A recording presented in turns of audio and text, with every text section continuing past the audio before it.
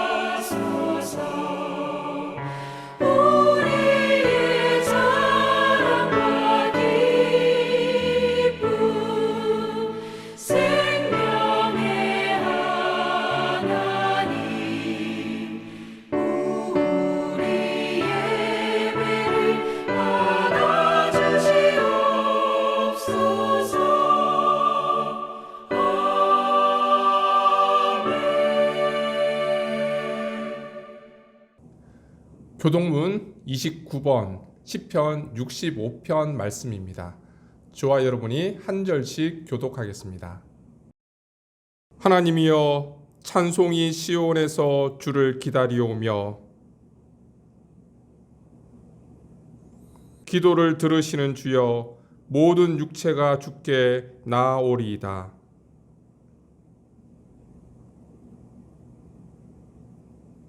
주께서 택하시고 가까이 오게 하사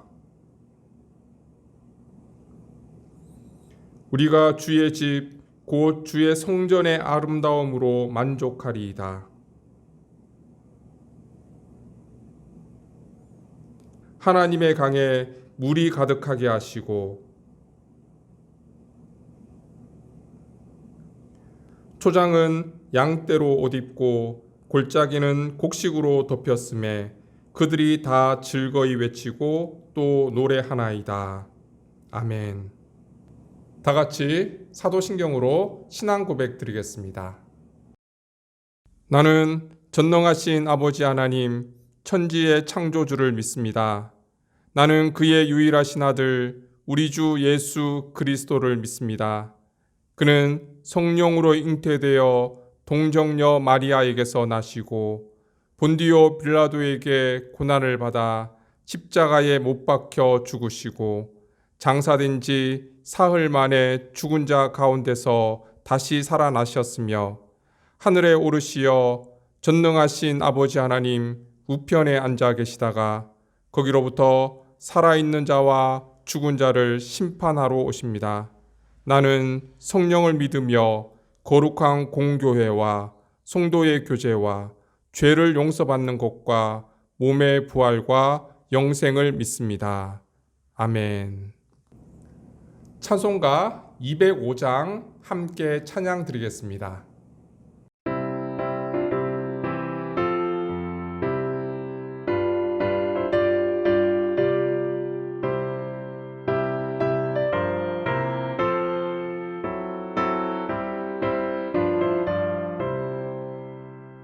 주 예수 크신 사랑 늘 말해주시오. 나 항상 듣던 말씀 또 들려주시오. 좁지 않는 천국 주 예수 계신 곳 나 밝히 알아듣게 또 들려주시오. 나 항상 듣던 말씀 나 항상 듣던 말씀 주 예수 크신 사랑 또 들려주시오. 아침에 이슬 방울 쉬 사라짐 같이 내 기억 부족하여 늘 잊기 쉬우니 잘 알아듣기 쉽게 늘 말해주시오. 날 구속하신 사랑 또 들려주시오. 나 항상 듣던 말씀 나 항상 듣던 말씀 주 예수 크신 사랑 또 들려주시오. 주 예수 나를 위해 이 세상 오셔서 날 구속하신 은혜 말하여 주시오. 나 같은 사람 위해 주 보혈을 흘렸네. 이 복스러운 말씀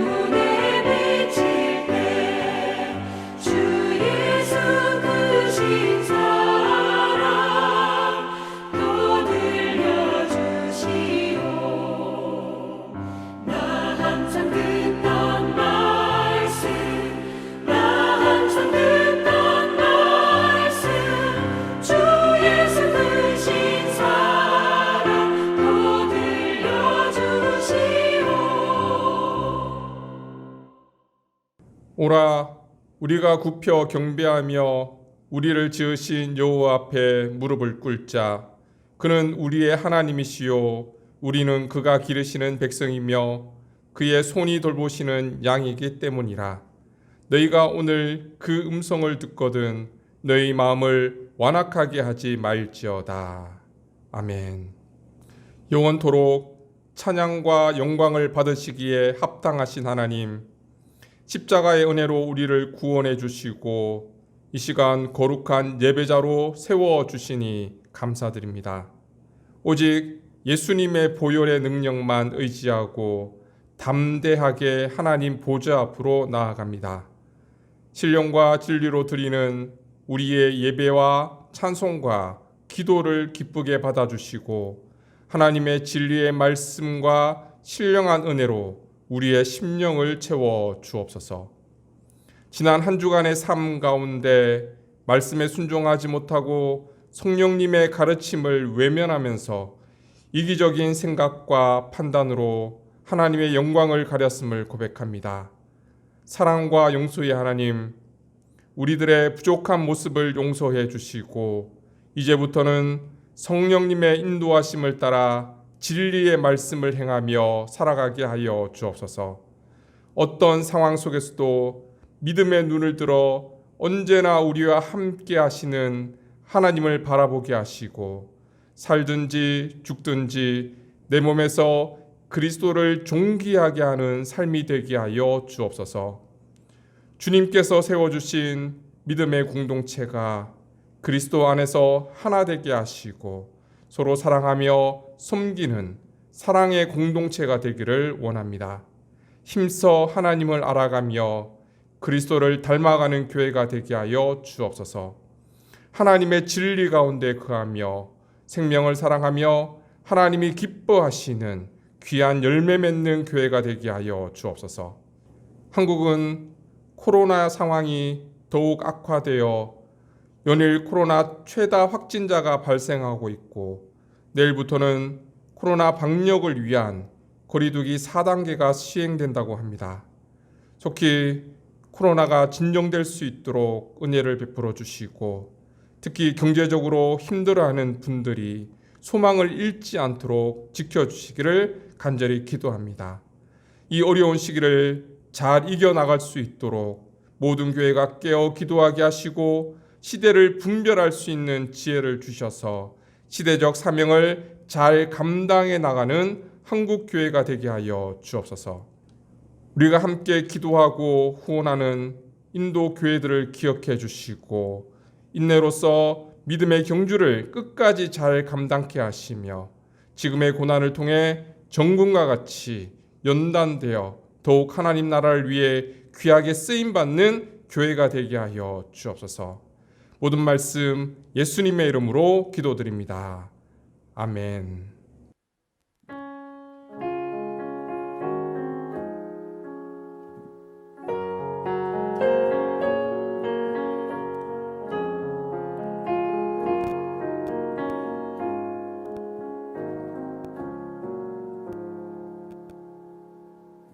이 시간 함께 예배드리는 여러분들 가정 위에 하나님의 은혜와 평강이 함께 하시기를 축복합니다.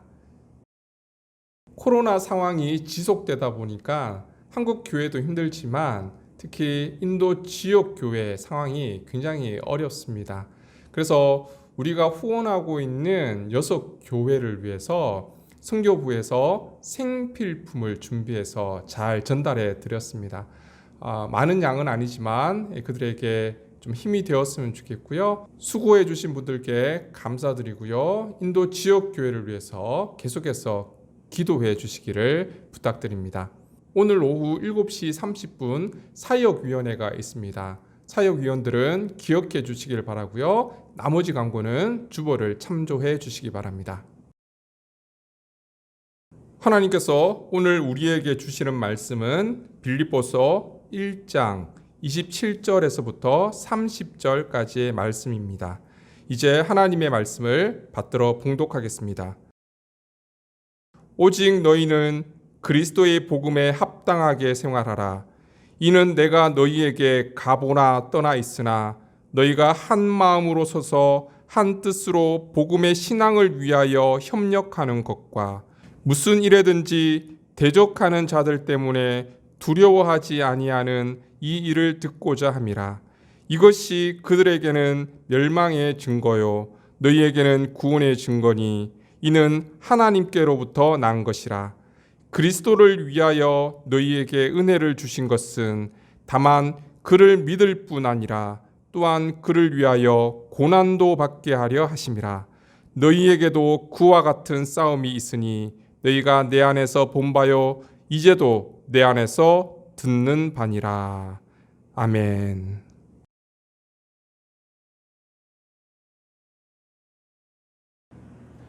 앞선 말씀을 간략하게 정리하면 바울은 빌립보 교회 교인들에게 편지하면서 먼저 자신의 근황에 대해서 알려줍니다. 비록 로마 감옥에서 사슬에 묶여서 투옥되어 있는 생활을 할 수밖에 없지만 그럼에도 불구하고 자기를 지키는 황제의 시위대 사람들에게 복음을 전할 수 있는 기회를 얻게 되었고 도리어 그들 가운데 복음을 받아들임으로 인해서 복음의 진전이 나타난 것 때문에 바울은 기쁘게 생활하고 있다라는 소식을 전했습니다.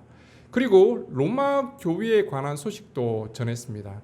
로마 교회 안에는 바울을 지지하는 사람들도 있었지만 바울을 반대하는 사람들도 있었습니다. 이유야 다르지만 바울의 투옥이 로마 교인들이 복음에 열심을 낼 수 있는 계기가 되었기 때문에 바울은 오히려 기뻐하고 행복한 시간을 보내고 있다라는 소식도 전하게 되었습니다.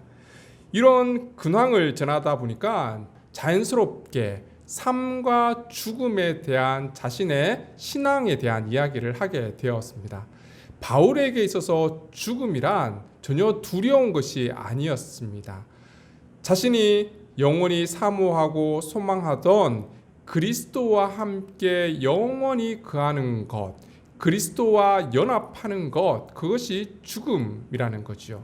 그리고 바울에게 있어서 살아간다는 것은 사명을 의미합니다. 내가 복음 안에 주어진 사명을 감당함으로 그 열매를 맺으며 살아가는 것, 그것이 바울에게 있어서 삶의 의미였던 거죠.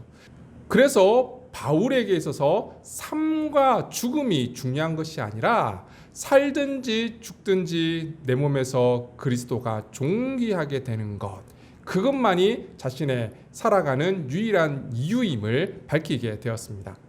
자신의 근황을 전한 바울은 오늘 본문 27절부터 빌립보 교회 교인들에게 몇 가지 신앙의 권면을 하게 됩니다. 그 첫 번째 권면이 27절에 기록되어 있습니다. 오직 너희는 그리스도의 복음에 합당하게 생활하라. 그리스도인으로서 복음에 합당한 삶을 살 것을 권면하고 있습니다. 그런데 여기서 바울이 굉장히 독특한 표현을 사용하고 있습니다. 신약 성경에 딱 두 번밖에 나오지 않는 표현인데요. 우리말 성경에서는 그냥 생활하라 그렇게 번역하고 있어서 그 의미가 잘 살지는 않지만 그렇다고 딱히 다르게 번역하기도 마땅치는 않습니다. 이 단어의 동사 원형이 폴리티오라는 단어인데요. 여러분 고대 그리스 도시 국가를 의미하는 단어를 아시죠? 폴리스라는 단어예요. 그런데 이 폴리스라는 단어가 이 동사에 들어있는 거예요. 그래서 생활하라라는 뜻은 자유국가 폴리스 시민으로 살다라는 뜻을 가지고 있다는 거예요. 고대 헬라인에게 있어서 국가 폴리스 시민으로 살아간다는 것은 대단한 자부심이었죠. 그래서 국가의 시민으로 산다고 할 때 그것은 한 사람이 살아가는 공간적인 의미보다는 국가가 가지고 있는 철학, 인간이 도달해야 할 최고의 선을 이루기 위해서 함께 노력해야 할 공동체성을 강조하는 의미였던 거예요. 그런 국가에 있어서 시민은 무엇을 의미할까요? 시민은 혼자 잘 먹고 잘 사는 자신만을 위해서 살아가는 존재가 아니라는 거예요. 공동체 안에서 공동체의 이익을 위해서 자신의 능력을 발휘하는 존재가 바로 개인이었던 거죠. 그래서 헬라인에게 있어서 시민으로 살아간다는 것은 무한한 특권과 영광이기도 했지만 동시에 책임과 의무를 의미하는 단어이기도 했다는 거예요. 로마인들도 마찬가지였죠. 로마 시민으로 살아간다는 것은 엄청난 특권을 가지고 살아간다는 거잖아요. 그런데 거기에는 특권뿐만 아니라 책임과 의무도 포함되어 있다라는 거죠. 로마인들은 이 로마 시민권에 대한 자부심이 워낙 강했기 때문에 로마 시민에게 주어지는 책임과 의무를 기쁜 마음으로 감당했다는 거예요. 그래서 너희는 그리스도 복음에 합당한 생활을 하라라는 뜻은 그리스도 복음에 합당하게 하나님 나라의 시민으로 그 권리와 의무를 이행하며 살아야 한다라는 뜻인 거예요. 아마 빌립보 교회 교인들은 바울이 지금 무슨 말을 하고 있는지 쉽게 이해했을 거예요. 지난번 빌립보 지역에 대해서 제가 소개를 해드리면서 빌립보 지역은 로마 시민권이 주어지는 곳이었다라고 말씀을 드렸죠. 빌립보 사람들은 로마 시민권을 가졌다는 것에 대해서 엄청난 자부심을 가지고 살아가고 있었을 거예요. 그래서 바울은 이렇게 말을 합니다.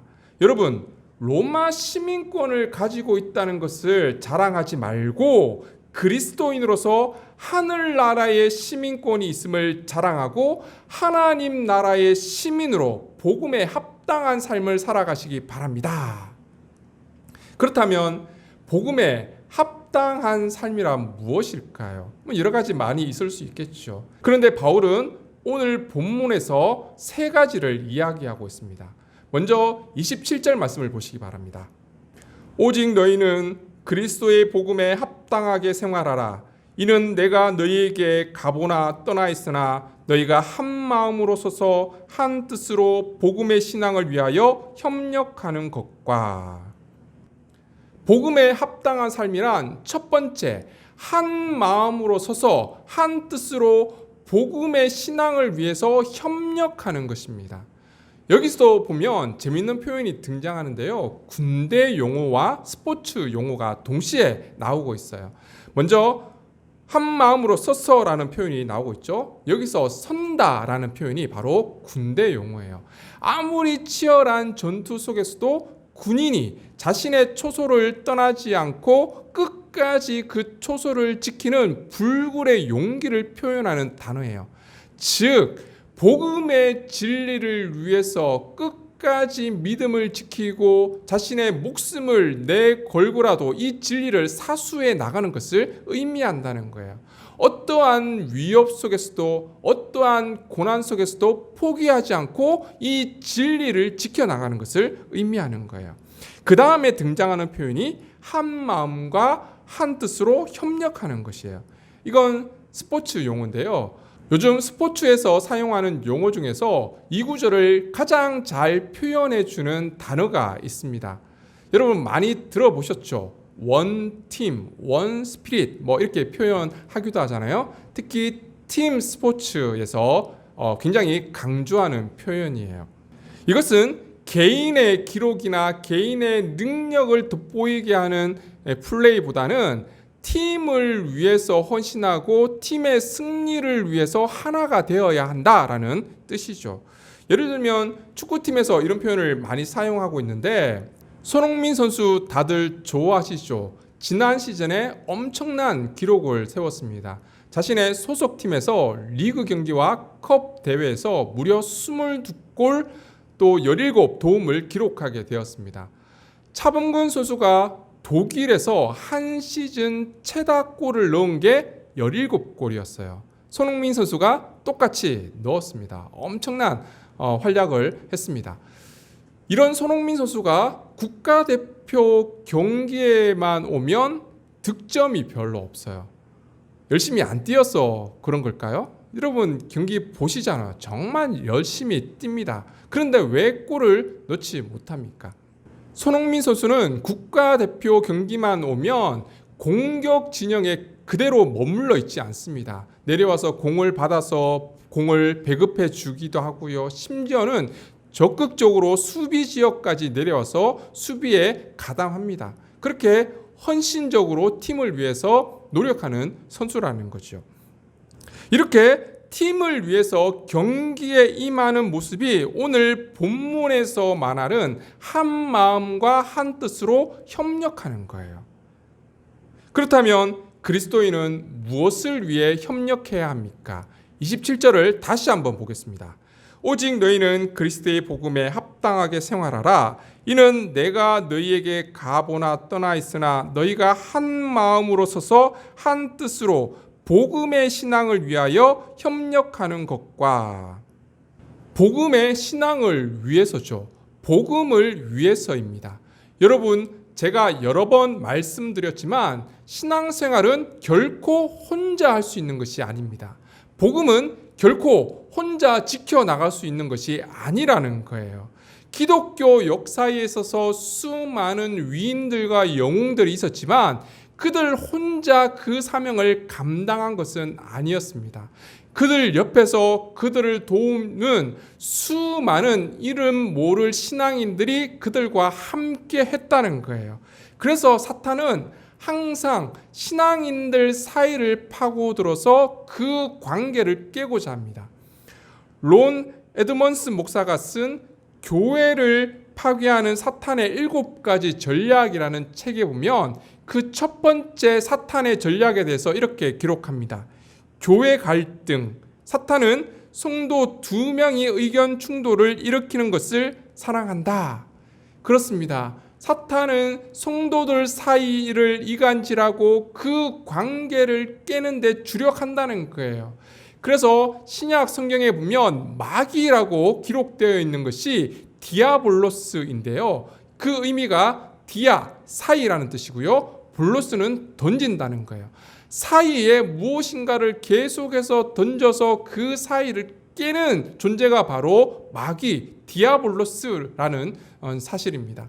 이 디아볼로스의 의미를 보면 비방자, 중상자라는 의미도 함께 포함되어 있는 것을 알 수가 있습니다.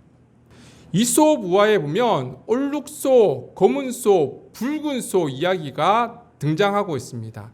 이 3마리 소는 언제나 함께 다녔어요. 그래서 사자가 그 소를 잡아먹기 위해서 부단히 애를 썼지만 늘 함께 다녔고 함께 대항했기 때문에 사자가 잡아먹을 수가 없었던 거예요. 하루는 이 3마리 소가 따로 풀을 뜯어먹고 있었습니다. 좋은 기회라고 생각해서 사자가 1마리 소를 덮쳤어요. 그런데 어느새인가 이 2마리 소가 함께 달려와서 사자와 맞서 싸우는 거예요. 그래서 사자가 싸우다 지쳐서 그만 포기하고 돌아가 버리고 말았습니다. 그러던 어느 날 사자가 꾀를 내었습니다. 그래서 얼룩소를 찾아가서 은근히 이렇게 말을 했습니다. 너희 셋 중에서 자기가 가장 힘이 세다고 붉은 소가 뽐내던 걸, 이 이야기를 들은 얼룩소가 굉장히 기분이 상했습니다. 지금까지는 셋이 똑같이 힘을 합해서 적들을 대항하고 또 무슨 일이 있든지 서로 도우며 어려움을 극복해 왔는데 이 모든 것이 붉은 소 덕분이라고 이야기하는 것 같아서 기분이 좋지 않았던 거예요. 이렇게 거짓말을 했던 사자가 이번에는 붉은 소, 검은 소를 찾아가서 똑같은 이야기를 하는 거예요. 야, 내가 이야기를 들어보니까 너희 셋 중에서 얼룩소가 가장 힘이 세고 또 너희들이 다른 짐승들로부터 잡아먹히지 않았던 이유가 바로 얼룩소 때문이라고 하던데 그 말이 맞아? 이 이야기를 듣고 있었던 검은 소와 붉은 소가 굉장히 기분이 좋지 않았습니다. 야, 얼룩소 정말 건방진 녀석이네. 그 중에서도 붉은 소가 그 이야기를 듣고 화가 머리끝까지 나서 얼룩소를 찾아가서 싸우게 되었습니다. 얼룩소도 붉은 소가 했던 이야기가 있어서 기분이 좋지 않은 차에 붉은 소가 왔으니 이 둘이 크게 싸울 수밖에 없었던 거예요. 그래서 이 2마리는 뿔이 다 빠질 정도로 치열하게 싸웠는데 결국 우열을 가리지 못한 채 그렇게 헤어지게 되었습니다. 그리고 나서 이 세 마리 소는 다시는 함께하지 않았습니다. 다시는 서로를 쳐다보지도 않았습니다. 이 기회를 이용해서 사자가 이 세 마리 소를 차례로 찾아가서 잡아먹었다는 이야기가 있습니다. 이 이솝 우화를 베드로가 알았는지 베드로전서 5장 8절에 베드로가 이렇게 이야기합니다. 근신하여 깨어라. 너희 대적마귀가 우는 사자같이 두루다니며 삼킬 차를 찾나니. 그렇습니다. 사탄은 늘 신앙인들 사이를 파고들어서 그 관계를 깨고 이간질하고 그래서 복음에 합당한 삶을 살지 못하도록 그들이 늘 그들의 삶의 자리에서 넘어지도록 한다는 거예요. 그래서 우리는 늘 깨어있는 신앙인이 되어야 합니다. 바울은 에베소서 4장 1절에서 4절에 이렇게 말씀을 합니다.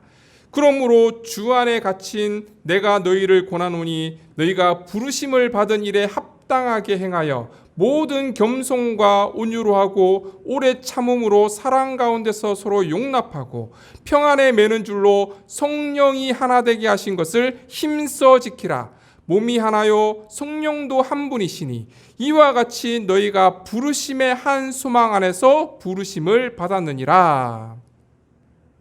사랑하는 성도 여러분, 복음에 합당한 삶이란 성령 안에서 하나 되게 하시는 것을 힘써 지켜나가는 삶입니다.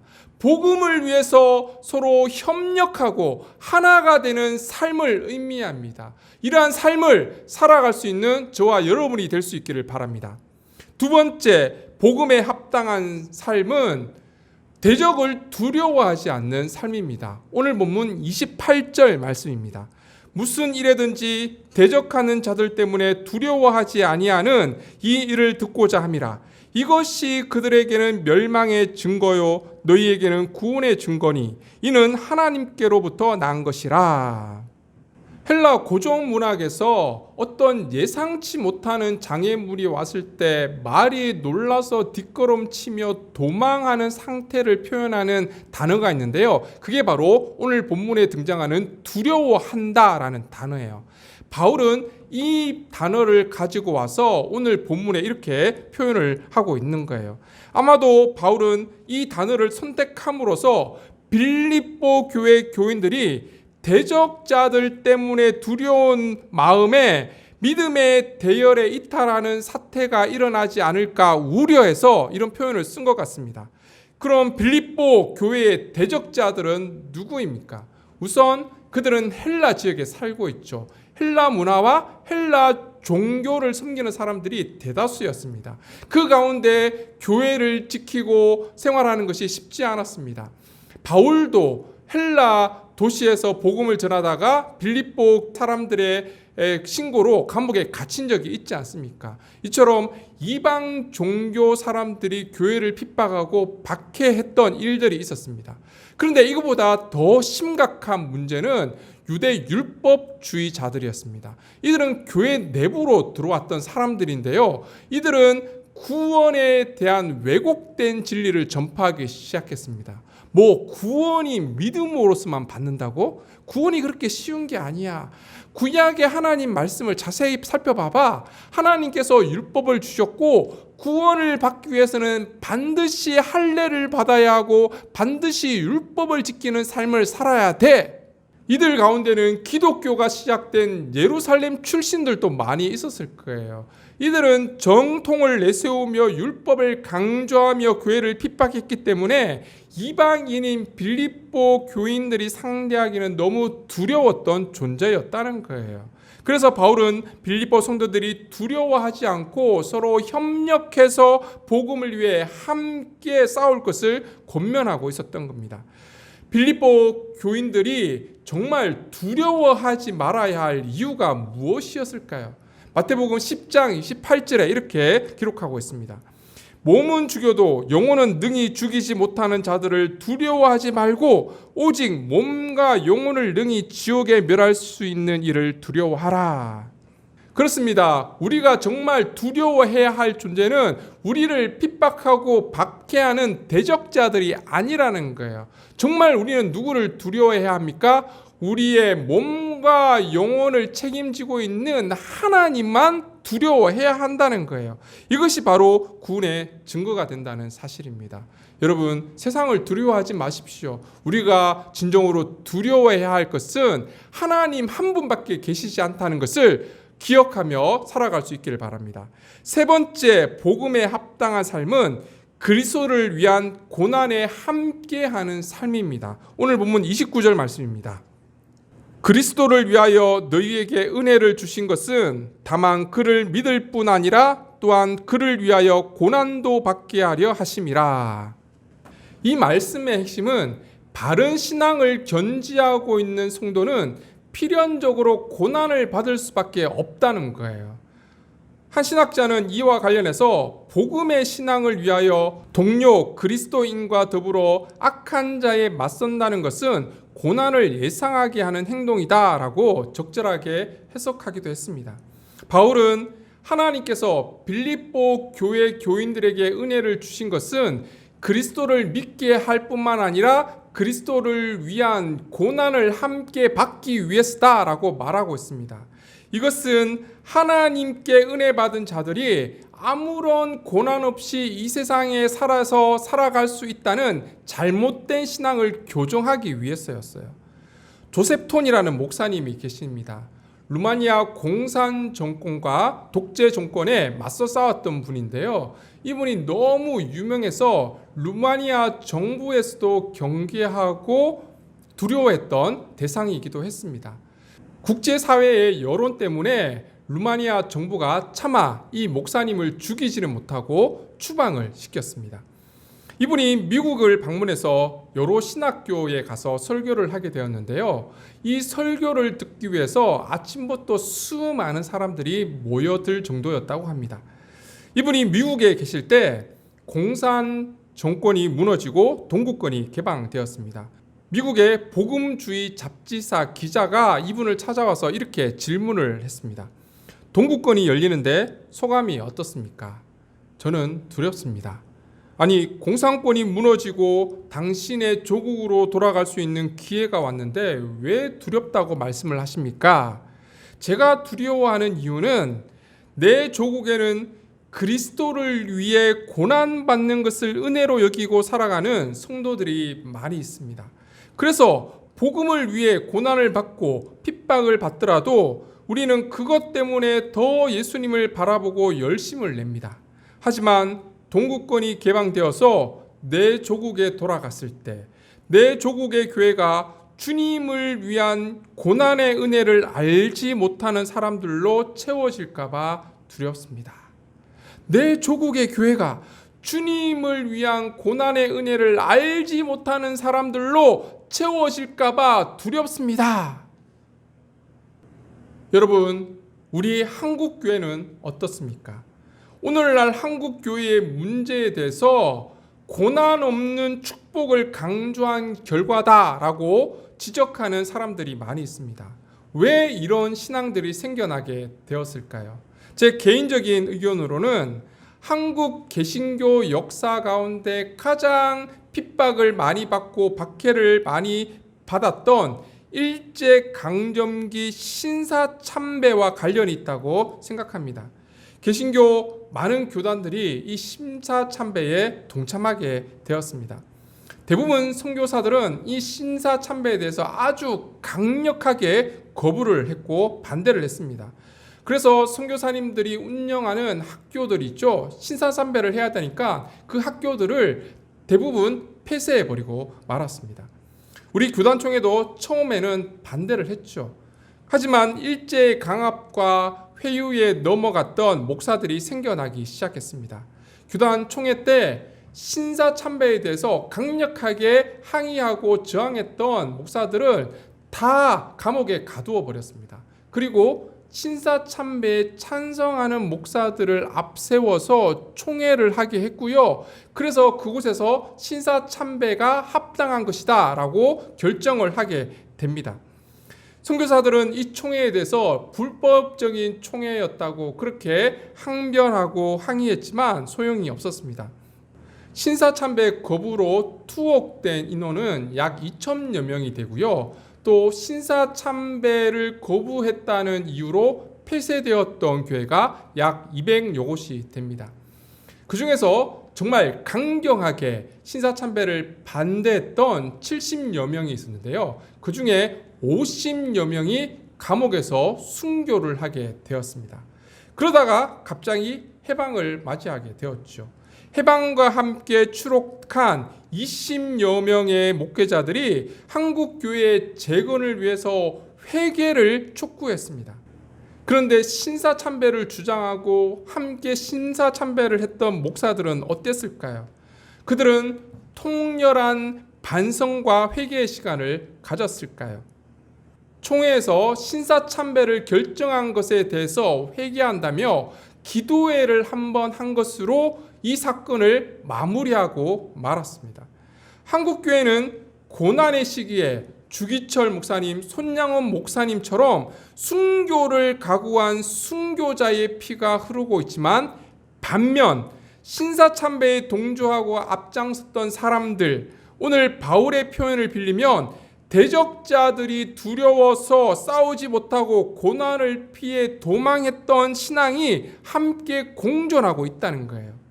사랑하는 성도 여러분, 오늘 우리에게는 이런 고난과 핍박이 없어요. 그렇지만 우리는 어떠한 신앙의 유산을 물려받고 어떠한 신앙의 정신을 이어가야 할까요? 오늘 바울 사도는 이렇게 권면합니다. 28절에서 30절 말씀을 다시 한번 읽어드리겠습니다. 무슨 일에든지 대적하는 자들 때문에 두려워하지 아니하는 이 일을 듣고자 함이라. 이것이 그들에게는 멸망의 증거요 너희에게는 구원의 증거니 이는 하나님께로부터 난 것이라. 그리스도를 위하여 너희에게 은혜를 주신 것은 다만 그를 믿을 뿐 아니라 또한 그를 위하여 고난도 받게 하려 하심이라. 너희에게도 그와 같은 싸움이 있으니 너희가 내 안에서 본 바요 이제도 내 안에서 듣는 바니라. 고난과 박해의 시대는 지났지만 오늘날 그리스도인들이 그리스도를 위해서 감당해야 할 믿음의 싸움은 여전히 존재한다는 거예요. 사랑하는 성도 여러분, 우리는 그리스도를 위해서 받는 고난을 두려워하지 않는 순교자의 신앙을 이어받을 수 있어야 합니다. 진정한 복음에 합당한 삶이란 무엇입니까? 복음을 위해서 헌신하는 것이요, 복음을 위해서 한 마음과 한 뜻으로 협력해 나가는 것입니다. 복음을 위해서 오늘날 우리에게 주어진 믿음의 싸움을 감당해 나가는 것입니다. 이 믿음의 싸움을 잘 감당함으로 복음에 합당한 삶을 살아갈 수 있는 저와 여러분이 되시기를 주님의 이름으로 축원합니다. 기도드리겠습니다. 존귀하신 하나님 감사합니다. 복음에 합당한 삶을 살아가기를 원합니다.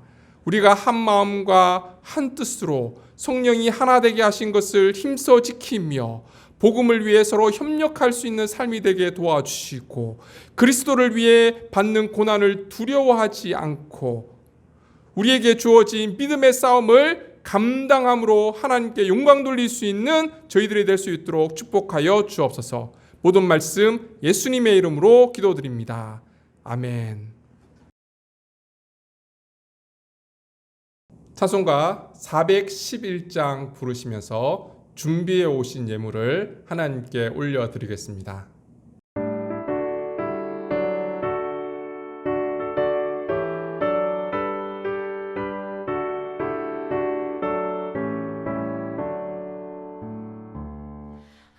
내 맘속에 잠든 평화 있네 주 예수가 주신 평화 시험 닥쳐와도 흔들리지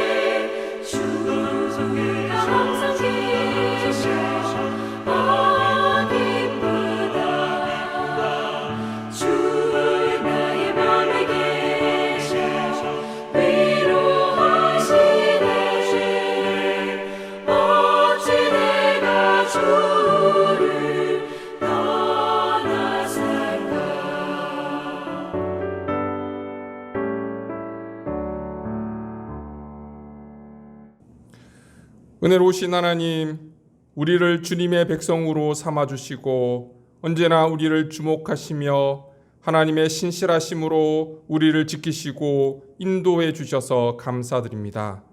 부족하지만 우리의 삶을 통해서 하나님의 사랑을 나누게 하시고 험한 세상 속에서 더욱 하나님을 의지하게 하시며 하나님의 뜻을 이루며 살아가는 귀한 삶이 되게 하여 주옵소서. 이 시간 하나님께서 베풀어 주신 은혜와 사랑에 감사하며 정성껏 준비한 예물을 올려드립니다. 하나님 기뻐 받아주시고 하나님 나라 영광 삼아 주옵소서.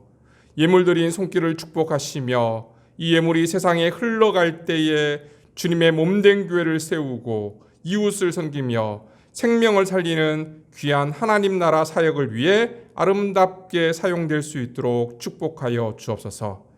한 주간의 삶을 인도해 주시고 우리의 삶의 터전과 직장과 가정을 복되게 하시고 하나님의 은혜와 사랑을 세상에 흘려보내는 삶이 되게 하여 주옵소서.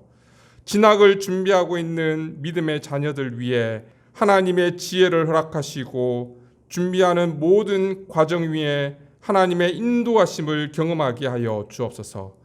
흩어져 있는 주의 자녀들 주님의 평강으로 인도하시며 육체적, 정신적 질병 가운데 있는 모든 교우들에게 치유와 회복의 은혜를 더하여 주옵소서.